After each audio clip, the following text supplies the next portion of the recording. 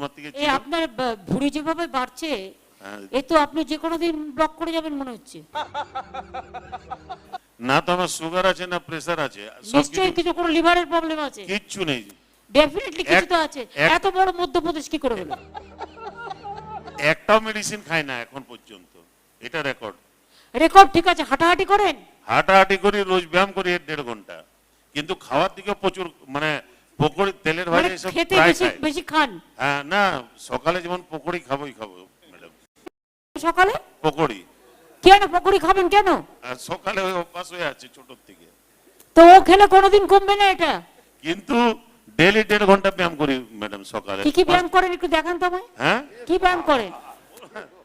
বিলোম বিলোম। ও আপনি তো ওয়ে দেখাচ্ছেন না, প্রাণায়াম দেখাচ্ছেন। হ্যাঁ। প্রাণায়ামে তো আপনার ভুঁড়ি কমবে না, অন্যান্যগুলো না। ওতে ওয়েট কমে না। প্রাণায়াম কি কি করেন একটা তো দেখাবেন, আমি দেখলাম অর্ধেক দেখিয়েছেন। আর সবগুলো আমি করি ম্যাক্সিমাম ম্যাডাম 1.5 ঘন্টা করি প্রত্যেক দিন। কি ব্যায়াম, ভুঁড়ির কি ব্যায়াম করেন? আরে ও তো কপাল ভারতী করছেন, কতবার করেন ম্যাডাম? কপাল ভারতী কবার করেন? 1000। হ্যাঁ 1000। 1000 বার? হ্যাঁ হতে পারে না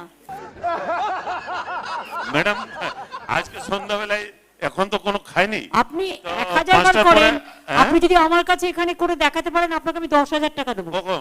এখন এখন তো এই টাইমটা করতে 1000 বার। হ্যাঁ স্টেজে এসে করবেন। না, না। 1000